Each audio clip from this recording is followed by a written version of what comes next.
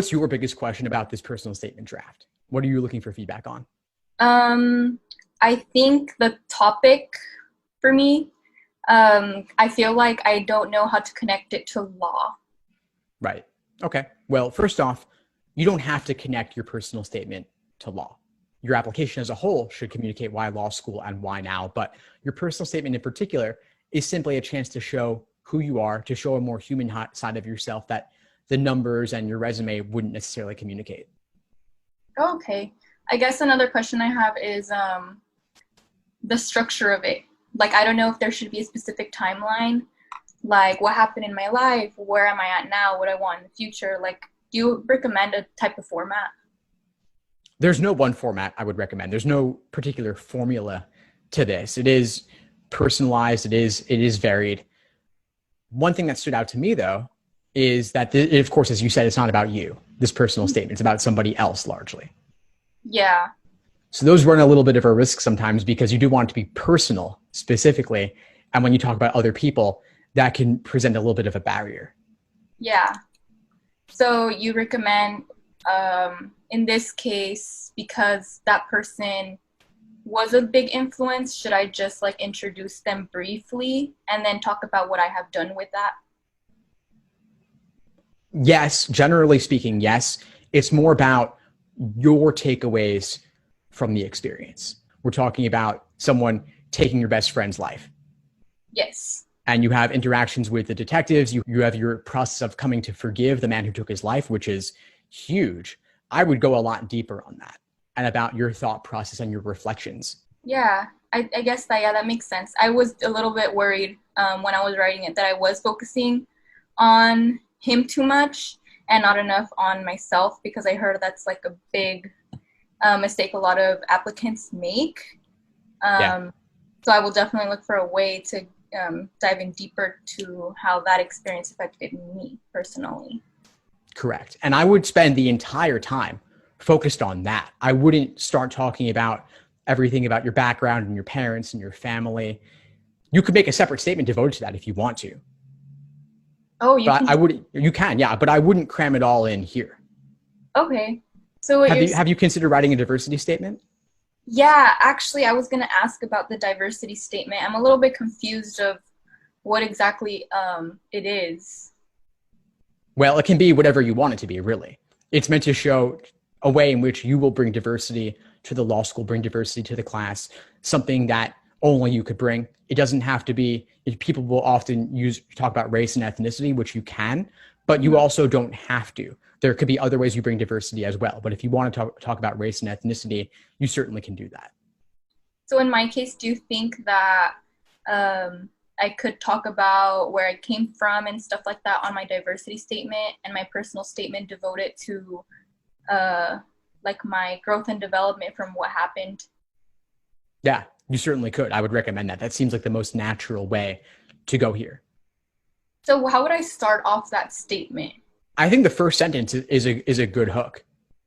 It really captures the interest. You wrote, "Never would I have imagined myself forgiving the person who was responsible for taking my best friend from this earth, but I did." And then you tell the backstory on your friend, and you give some of the details about the detectives and the event itself. But Hmm. then you take a little bit of a while. You take a while to get to your reflections and your forgiveness. I would focus more there. I wouldn't devote quite as many words to the actual event itself because it's not personal in nature. Okay, yeah. I guess I was just afraid that the reader would be confused in context, like what exactly happened for me to feel that way. So that's why I felt like the need to include it. I get that. And I think the context is useful. I would just make it as concise as possible. Okay, So any yeah, details that you could chop out, any way that you could summarize it, I would do that, just that you have more space to devote to yourself. okay. So it should be about me mostly then. Yeah, exactly.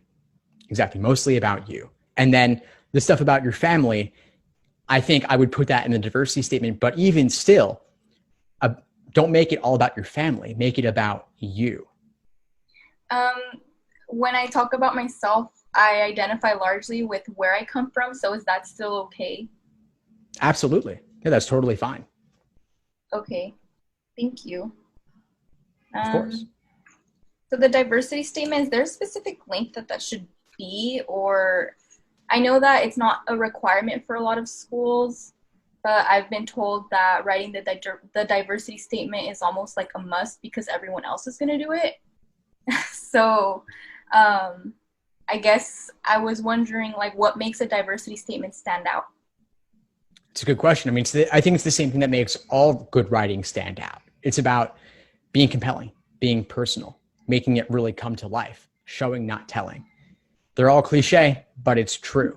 And so the less vague you can be and the less focused on other people you can be, the better. You don't want to laundry list your resume. You don't want to make it about other people. The personal statement, diversity statement don't really have to be that different from each other. The personal statement is longer than the diversity statement and doesn't necessarily have a diversity element to it, but otherwise, just good personal writing. Thank you. Yeah, of course. And how should I know that the personal statement shouldn't be an exact reflection of your resume. Would it be okay to still incorporate some of the stuff from my resume, like some of the volunteer experiences I did or internships, and how that relates to who I am? That's a good question. And it's very tempting to want to include a lot of things from your resume. In this case, in your draft, it does tie in. It is related. So I think that you can mention it in passing, but I wouldn't go too in depth on that because that work could be a separate essay altogether potentially.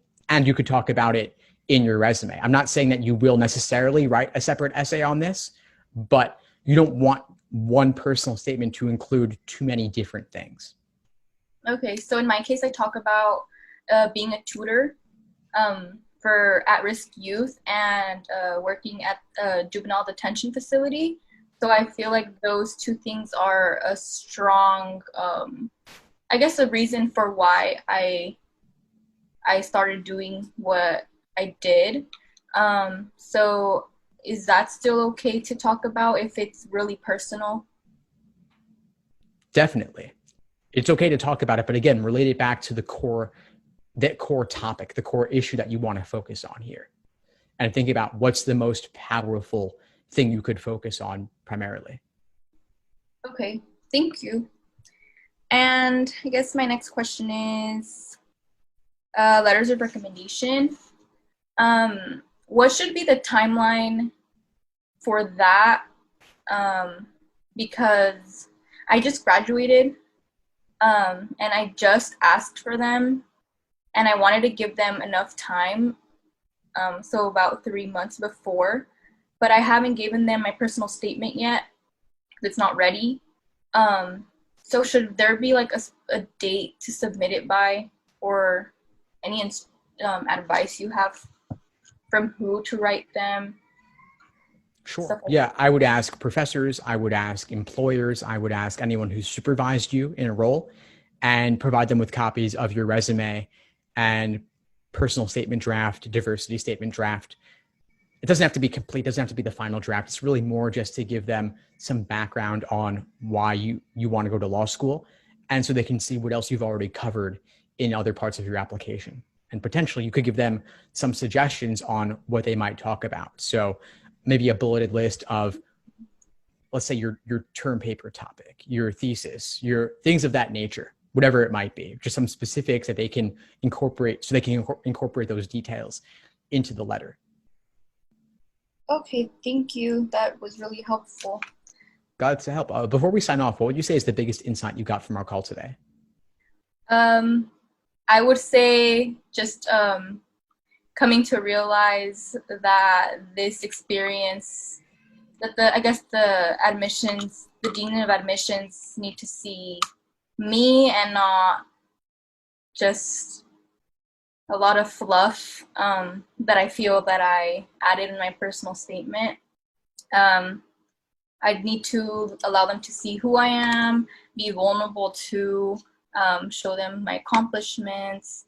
So yeah, I feel like the thing that I took the most was just understanding what the personal statement is and how it should speak to them, because I don't want them to be making any assumptions. I also don't want to be telling them too much about another person.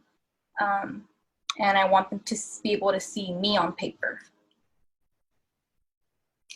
Fantastic. Well, I'm really glad we connected. Keep in touch and let me know if I can help in any way moving forward. Thank you so much. Thanks for tuning into the show. Please subscribe if you haven't done so already to be notified of new episodes as I release them.